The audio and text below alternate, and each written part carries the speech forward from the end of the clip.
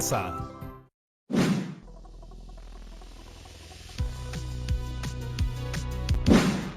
Hola, cuarto de secundaria, bienvenidos y bienvenidas a nuestro programa de comunicación y bienestar en Aprendo en Casa.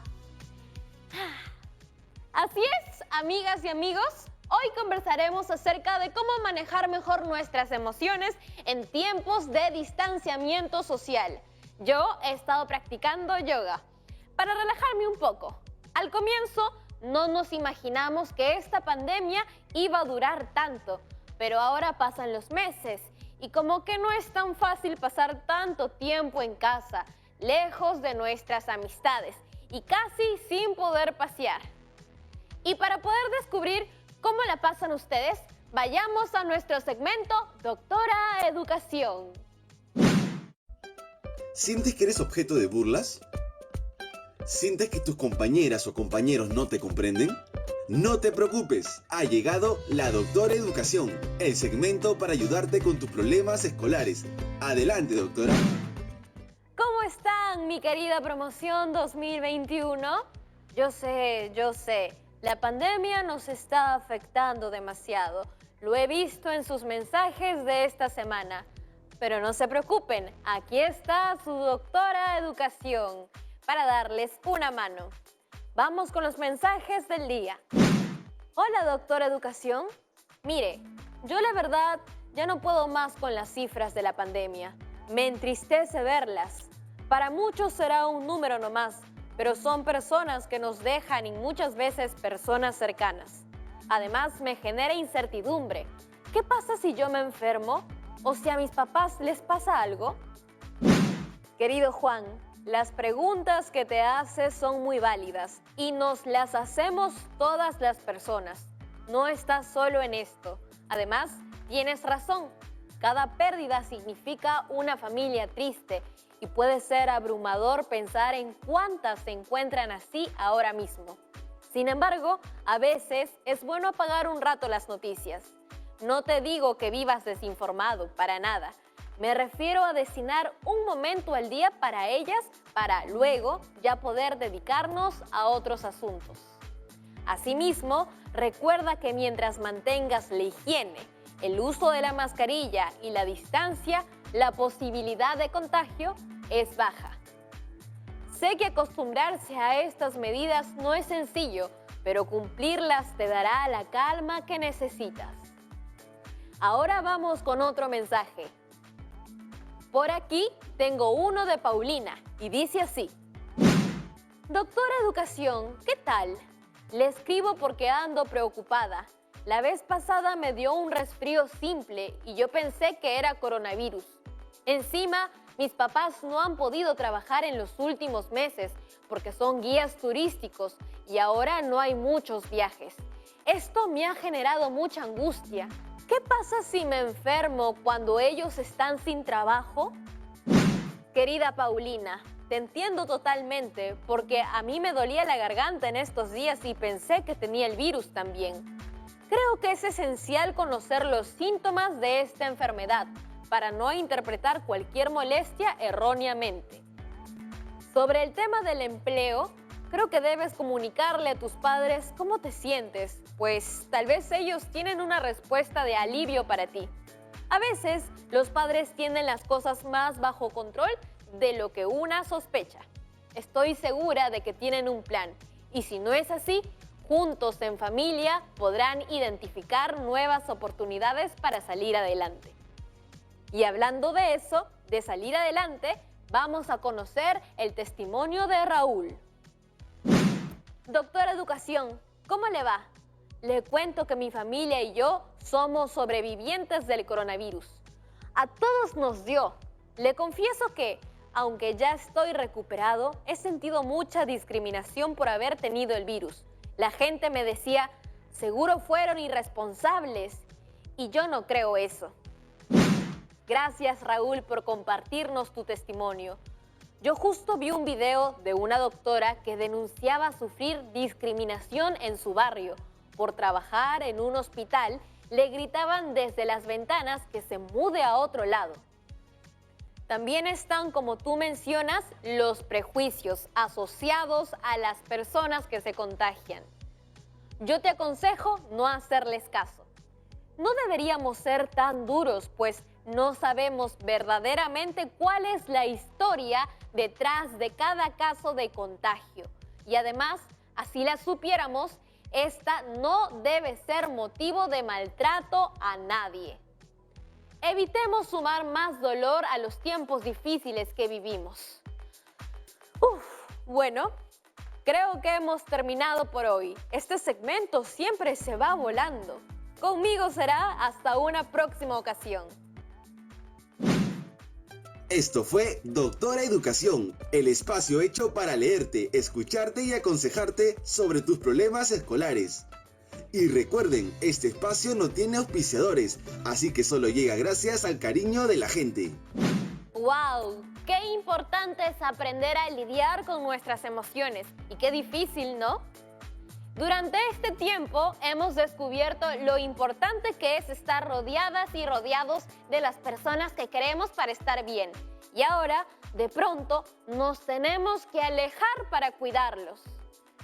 A veces nos sentimos tristes o solos. Es normal. No son tiempos sencillos los que vivimos. Por eso, he pensado que podemos hacer una infografía para compartirla a través de nuestras redes acerca de cómo sentirnos mejor en medio de la crisis que vivimos. No tengo todas las respuestas, así que voy a llamar a la profesora Felicitas Espino para que ayude. Hola, Yeremis. ¿Cómo te va hoy? Pues hoy estoy muy curiosa. Tengo muchas preguntas sobre el bienestar emocional. Son tantas que no sé por dónde comenzar. El entusiasmo es básico para aprender. Yo feliz de ayudarte. Profesora, ¿sí has sentido triste, irritable o sola durante esta pandemia? Sí, muchas veces en estos últimos meses, desde que llegó el coronavirus al país. Mi familia está bien de salud, pero muchos conocidos han sufrido y no podemos ser indiferentes a eso. Además, la recarga de actividades nos pone todos un poco más sensibles y a veces de mal humor. ¿Y qué hace cuando se siente así? Creo que primero es reconocer mis emociones, decirnos, ok, me siento triste o siento molestia. Aceptar esa emoción y tratar de comprenderla antes de intentar calmarla. ¿Cómo es eso de entenderla? La emoción es parte de nuestras vidas, pero hay que saber cuándo la estamos exagerando. Por ejemplo, a veces estoy triste porque veo una noticia de personas pidiendo ayuda para conseguir oxígeno y luego me pongo a pensar en qué haría yo si es que me sucede algo a mí o a alguien que quiero. Y me pongo más triste aún de tan solo pensar en eso. En ese caso reconozco que hay dos niveles de tristeza, uno que es real porque vi la noticia y otro que no lo es, porque lo creé en mi mente. Trato de explicarme eso a mí misma. ¿Y usted cree que podemos evitar esas emociones? ¿No sentirlas? Eso sería más fácil, creo. Hacer otras cosas y ya. Diría que más que evitar sentirlas, hay que aceptarlas, observarlas y tratar de calmarlas. Si aparecen, para que no se hagan catastróficas. Ya me perdí. Es un poco abstracto lo que dice, profesora. Te doy un ejemplo. A veces queremos llorar y está bien eso. Ahí no debemos decir, no, no llores. Al contrario, hay que hacerlo. Decirnos a nosotras y nosotros mismos, sé que estás triste por X razón, es normal. Pero si ya vamos una semana entera solo llorando y echando más leña al fuego, viendo noticias que, por ejemplo, incrementan el dolor. En ese caso, es bueno tal vez si asumimos una actitud más proactiva hacia nuestro autocuidado y ver formas de calmar las emociones para que éstas no nos impidan continuar con nuestra vida normal. Justo por eso quería hablar hoy, profesora Felicitas, porque con las chicas y chicos de cuarto quisiera hacer una infografía sobre bienestar emocional. Pero antes toca informarnos bien al respecto, para no cometer algún error, ¿no? La salud emocional es algo serio. Uy, claro, hay que ser responsables en la información que difundimos y justo tengo por aquí unas infografías sobre hábitos para llevar una vida emocional sana y equilibrada, que nos pueden servir de inspiración. ¡Súper! También necesitamos saber todo sobre las infografías. Ya sabemos un poco al respecto, pero siempre es bueno un repaso. Tal vez quisieras revisar de nuevo las partes de la infografía. Sí, eso sería genial, profesora. Lo que vemos en pantalla es una infografía y están señalados algunos de sus elementos. ¿Qué tal si nos cuentas más al respecto? Ya, pero va complementando si me falta algo o corrigiendo si me equivoco, por favor. Total, estamos aquí para aprender. No te preocupes, yo te ayudo si lo necesitas. A ver, empezamos por el título, que como en todo texto, presenta el tema. Luego hay un subtítulo que nos dice que hay 5 formas de entender las emociones. También está la autora o autor que ha diseñado la infografía, pero no veo la fuente, sino más bien el nombre del medio que ha diseñado esto. Y bueno, está el texto, y eso. ¿Y qué nos puedes decir sobre este texto? La idea de una infografía es no saturar de texto. Exacto. Si vamos a escribir con detalle, mejor hacemos un texto expositivo. Ajá, y las infografías usan diversos recursos visuales. Así es. Como vemos ahora en pantalla, el cuerpo de una infografía utiliza diversos recursos visuales, como en este caso que emplea dibujos, emoticones y una secuencia de números para ordenar la lectura, así como colores fuertes que contrastan y llaman la atención. Y ahora me pregunto, ¿cómo es el orden de contenidos en una infografía? Cuando analizamos un texto expositivo para entenderlo bien, debemos leerlo en orden, seguir la secuencia de ideas que hay párrafo tras párrafo. Pero en una infografía no hay párrafos. Exacto. Una infografía o un afiche no tienen una secuencia única de lectura, y quien la observa se fija en lo que llama su atención. Por eso haremos explotar nuestra creatividad para poder informar de manera simple pero interesante. Sí, y además debes conocer muy bien a quién va dirigido tu texto. Así podrás usar un lenguaje, recursos, dibujos, tipos de letra o ilustraciones que son atractivas para tu destinatario. Bueno, pero también tengo la posibilidad de ordenar la infografía a través de subtítulos, que justamente cumplen una función similar a la idea de un párrafo. O sea, igual debo pensar la forma de organizar la información en bloques temáticos. ¿Qué tal si te vuelvo a mostrar la infografía en pantalla y así vemos en cuántas partes las podrías dividir? Sí, por favor. Ahí va. A ver, por lo visual y la forma en la que está diseñada, son 2 bloques. ¿Nos cuentas un poco más? Un bloque habla del tema, como que lo presenta, porque dice que desarrollar tu inteligencia emocional resulta fundamental para garantizar un futuro exitoso. Hay una chica con un trofeo que está al medio, como si hubiera ganado una competencia. Quizás se refiere a la carrera de la vida. Y al lado derecho se explica o se define qué es la inteligencia emocional.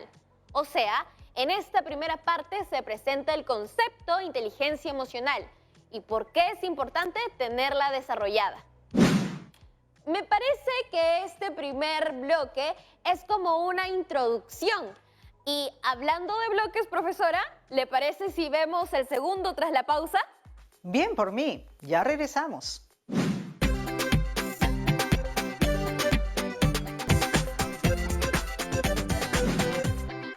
Estamos de vuelta en Aprendo en Casa.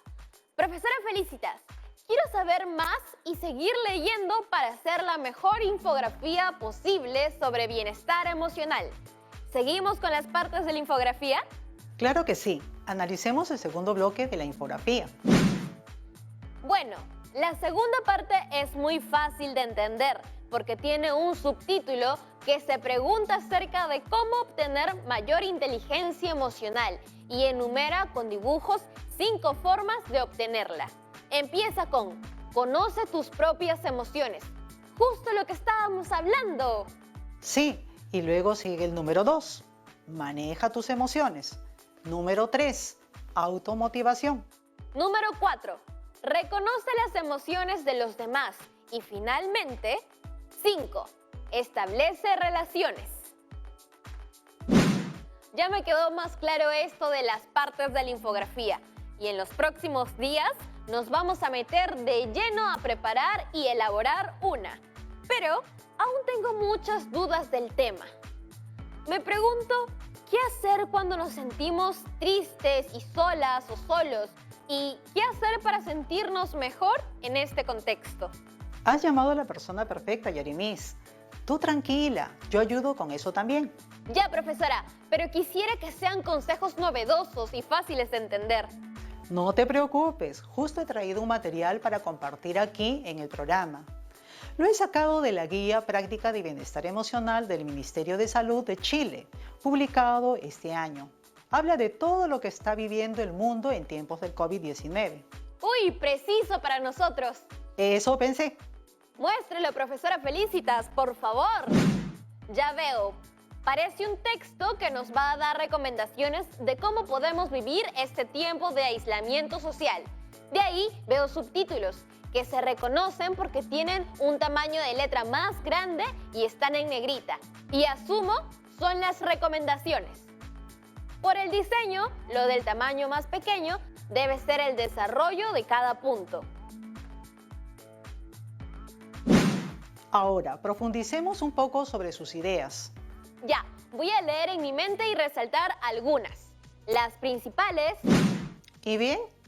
En la primera parte dice, extrañas a tus amistades, no puedes salir o te aburres de lo mismo cada día. Y te dice que esto es normal, que así debes sentirte. Sí, y luego menciona la ansiedad. Es curioso, dice que cumple una función de alerta. Yo siempre había pensado que la ansiedad es negativa, pero parece que no tiene por qué serlo. Luego hablamos de eso, ¿sí? Por supuesto, y al final del texto, te anima a comunicar tus emociones con tu círculo cercano para encontrar soluciones conjuntas. perfecto. ¿Y a qué se refería el texto cuando decía, así es como se supone debes sentirte? Hace referencia a situaciones que nos han pasado en estos días, como extrañar a tus amistades, no poder salir o aburrirnos de lo mismo cada día. De alguna forma, esa frase te dice que si estás leyendo eso, debes saber que no eres la única persona que se siente así, sino que otros también están pasando por lo mismo. Es una forma de decirnos que no debemos sentirnos extraños. Exacto. Tal vez normalmente no nos sentíamos así antes, pero ahora es una situación común, porque estamos viviendo una pandemia que nos ha obligado a mantener distanciamiento social por su alto grado de contagio. Profesora, lo que a mí me quedó un poco en el aire es lo que dice sobre la ansiedad. ¿Puede explicar un poco más? A veces escuchamos que una persona es ansiosa cuando está muy preocupada o la expectativa de algo, pero en ese texto se nos presenta a la ansiedad como una función normal del ser humano que cumple el papel de protegernos, porque nos alerta sobre las amenazas. Ah, claro. Si yo me preocupo por el futuro, es más probable que tome medidas en el presente para cuidarme. Yo, por ejemplo, ando haciendo rutinas de relajación porque sé que si no las hago me voy a estresar mucho con tanto tiempo que paso en casa. Imagínate yo, tantos meses sin estar en el aula. Antes estaba siempre moviéndome, caminando y ahora frente a una computadora. Yo también hago mis pausas activas. Uy, profesora, ¿en un próximo programa podrá compartirnos videos sobre eso? Claro que sí, Yaremis. Es más, estoy pensando en crear mi canal de YouTube para dar recomendaciones para profesores como yo, que enseñan en medio de la pandemia. Sería justo sobre pausas activas. Y tal vez ese canal puede servir para compartir las emociones también. Qué bueno que lo mencionas, Yaremis. Últimamente vemos en las redes que se comparten noticias falsas. Mucha gente consume esa información. Como es un virus que conocemos muy poco aún, las personas necesitan respuestas y al no tenerlas recurren a fuentes que especulan. Profesora Felicitas, y además de comunicar nuestras emociones y elegir bien a quién se las compartimos, ¿qué más se puede hacer? Bueno, aquí tenemos dos ideas más. Interesante. En la primera recomendación nos dicen que hay cosas sobre las que se puede hacer algo y otras sobre las cuales no se puede hacer nada. Cuando vemos que no hay nada que se puede hacer, solo nos queda distraernos. Así es, elegir bien nuestras batallas, dicen por ahí, para no frustrarnos. Ajá. Y en la segunda parte habla de mantenerse en conexión con nuestras amistades de forma creativa. Pero por otro lado, que tampoco exageremos con el tiempo en la virtualidad, porque nos puede hacer sentir aún más ansiosos. Según el texto, ¿por qué crees que es útil dividir situaciones en las que puedo hacer algo y en las que no puedo hacer nada? Porque todos los días nos pasan cosas en las que una puede hacerse cargo, pero en otras no. Es como en nuestra vida misma. Hay situaciones en las que podemos decidir qué hacer, como elegir la ropa que queremos usar, la música que nos gustaría oír o los amigos que queremos tener. Pero hay otras que no. Por ejemplo, no elegimos el lugar donde hemos nacido, nuestros nombres, cultura, etc. La idea es poder diferenciar para no estar frustrados de las cosas que no podemos cambiar o que nos gustaría que sean distintas. Exacto. Intentar controlar o cambiar lo que no podemos tiene como único resultado que nos sintamos impotentes, frustrados o infelices. Para esos casos es mejor soltar esas preocupaciones y poner nuestro foco de atención en otras cosas. Porque distraer la mente ayuda. Pero ¿de qué forma la distracción ayuda a practicar una vida emocional sana? Distraernos nos ayuda a despejar la mente con cosas que nos gustan cuando hay situaciones que no podemos cambiar. Y una forma de cuidar esa salud es cuidar los vínculos con nuestros seres queridos, que no viven con nosotros en casa. Tenemos las llamadas y también los chats para reemplazar las visitas. Están súper útiles esos consejos. Creo que una vez al día voy a llamar a alguien que me cae bien. Voy a hacer una lista. Tengo más recomendaciones para ti. Ahí van. Están más enfocadas en aprovechar el tiempo para hacer todo aquello que habíamos pospuesto. Y por otro lado, nos dicen que hay que cuidar la información que difundimos, pues hay muchos rumores que no suman a dar calma.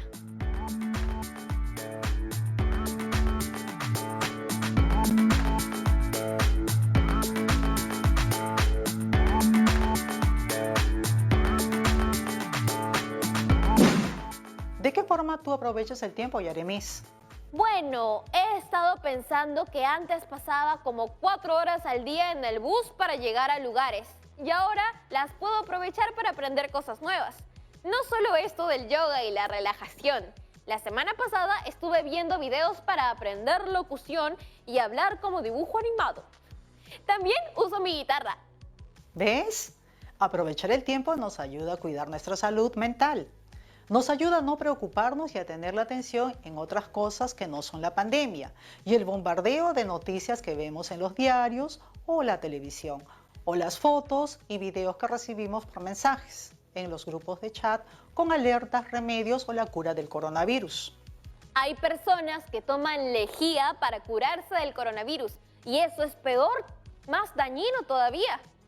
También me ha llegado un mensaje que dice que si te pones la mascarilla, estás respirando tu propio dióxido de carbono y que eso a la larga te puede matar.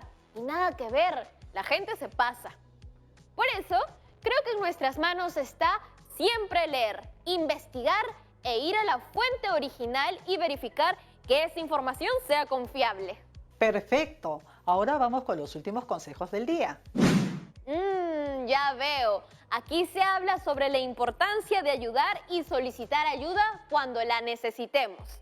Hay quienes la pasan peor porque han perdido su empleo, sufren discriminación o han tenido una pérdida. Siempre hay que ver cómo colaborar en esos casos.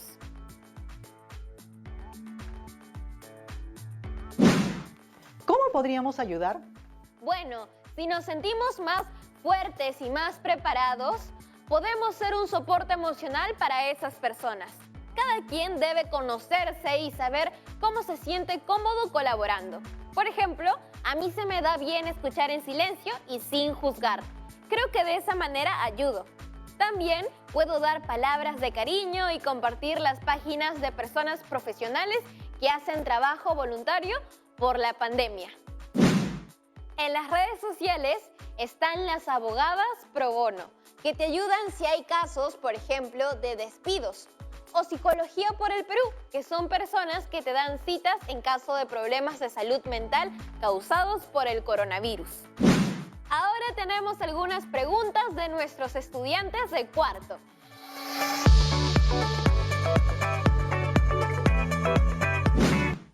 Hola, soy Valeria y les hablo desde la ciudad de Otusco. Mi pregunta es, ¿cuál debería ser la intención de la infografía? Esta contesto yo. Les propongo que la hagamos pensando en ayudar a que más adolescentes sepan cómo pueden manejar sus emociones en estos momentos de pandemia. Por eso, la idea es enseñarles prácticas para que tengan una vida emocional saludable. Y tenemos otra pregunta. Hola amigas y amigos, soy Alexander y les hablo desde la ciudad de Arequipa. Mi pregunta es, ¿qué propuestas conocen para mejorar nuestras emociones durante este aislamiento y cuarentena sanitaria? Se me ocurre meditar, llamar a mis amigos, colegas, también a veces cantar, bailar para despejar mi mente y distraerme. Gracias por sus preguntas, amigas y amigos. Y ahora, justo que lo mencionan, les dejamos el reto del día. Vamos a seguir trabajando con el cuadro. Ahora añadiremos una columna acerca de cómo tú has manejado o puedes manejar mejor esa emoción. Y no se olviden del reto que les di yo. Entrevisten a sus seres queridos para saber cómo se sienten. ¡Exacto! Eso sería todo por hoy. No se olviden de guardar sus aprendizajes en su portafolio. Hasta pronto todos. ¡Chao, profesora Felicitas! ¡Chao, amigos y amigas de cuarto!